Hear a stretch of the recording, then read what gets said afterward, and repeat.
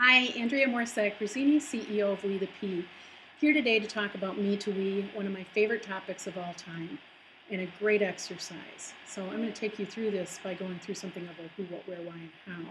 But first of all, if you haven't already taken a look at them, you might want to look at WetheP's first two videos. The first one is on civic engagement, and the second one is on public narrative.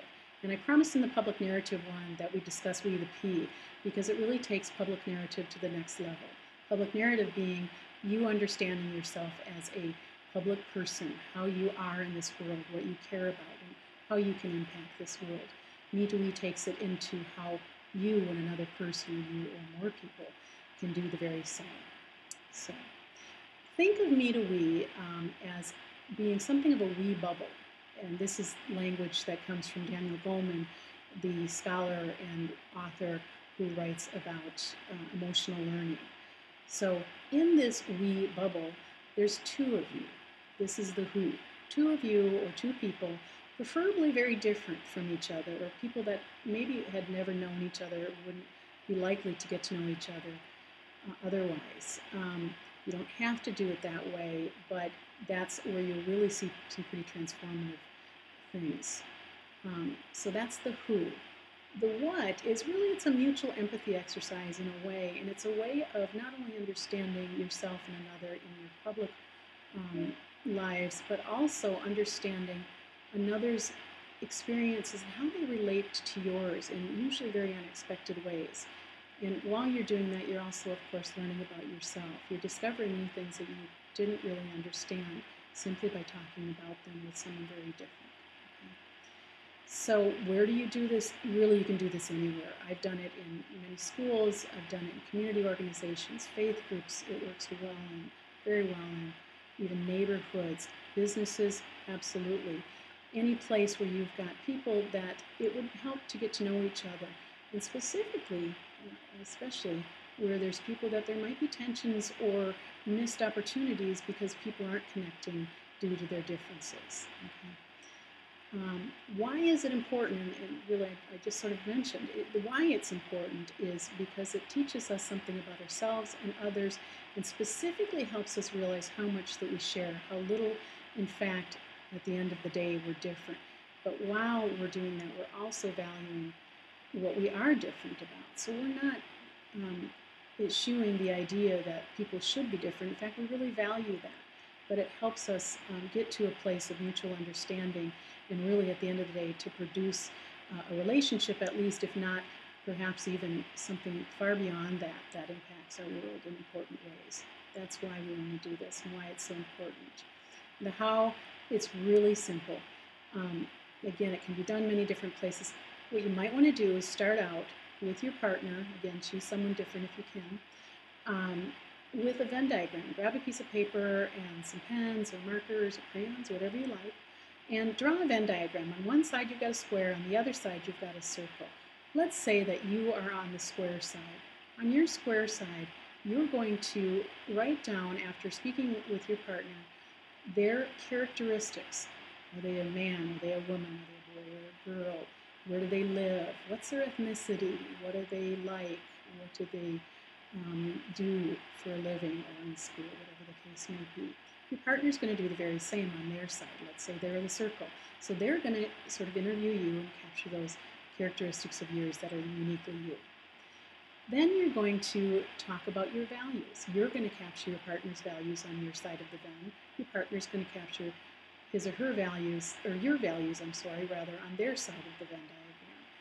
It's really important that you do it this way. You don't have to do it. There's no rules really, but it is important because it creates an immediate implied environment of a shared goal, of shared and interconnected or interdependent effort.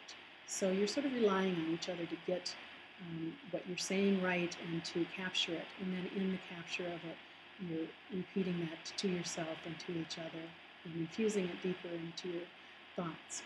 From there, in that center part of your Venn diagram, you're going to capture those characteristics and values that are the same and specifically focus on the values. This is where the real gold is. I'm going to give you an example of a couple of fifth graders that did this and how it came out. This was a student named Claire and a student named Solomon.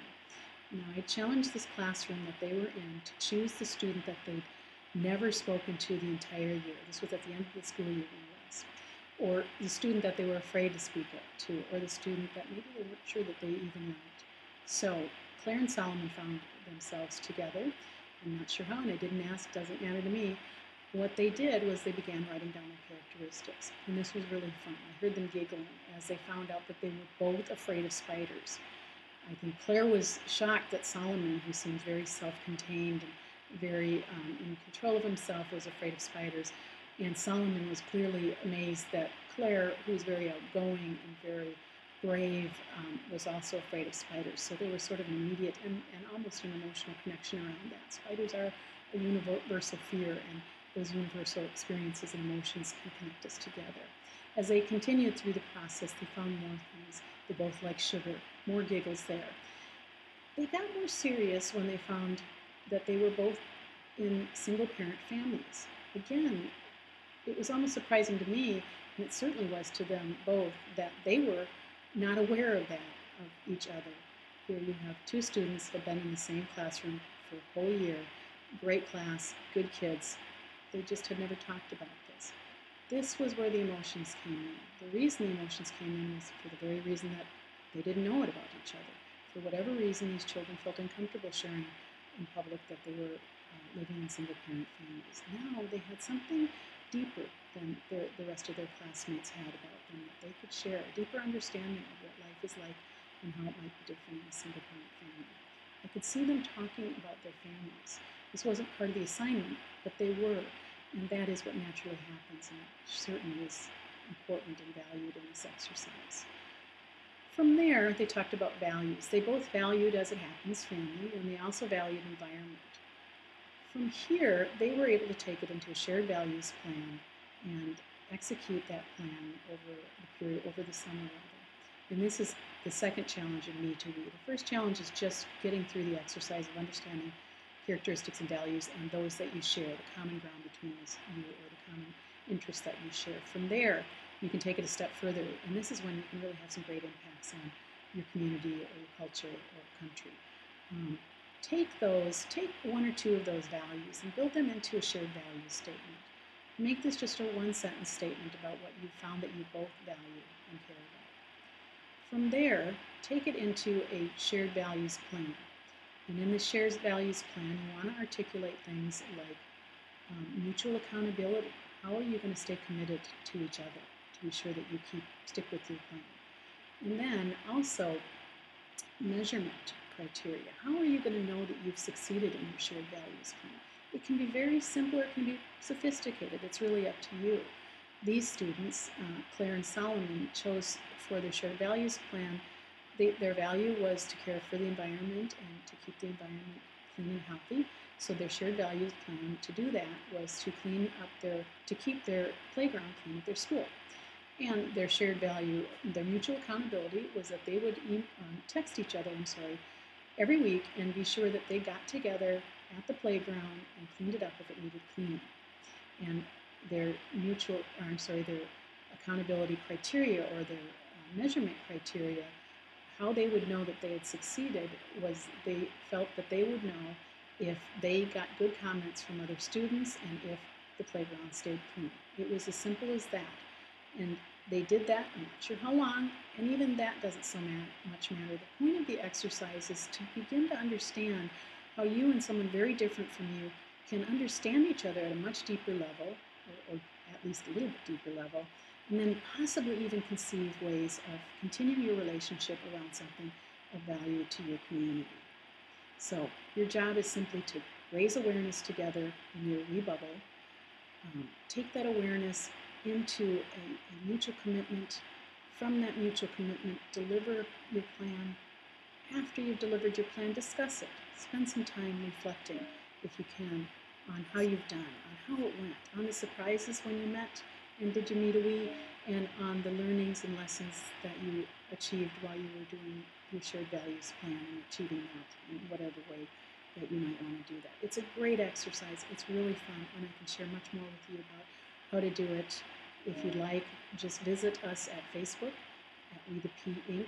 on Facebook, And if you do MetoWe, or if you'd like to, please, please tell us how it goes. We'd love to hear. This is really exciting stuff, great fun, and I think you're going to really enjoy it.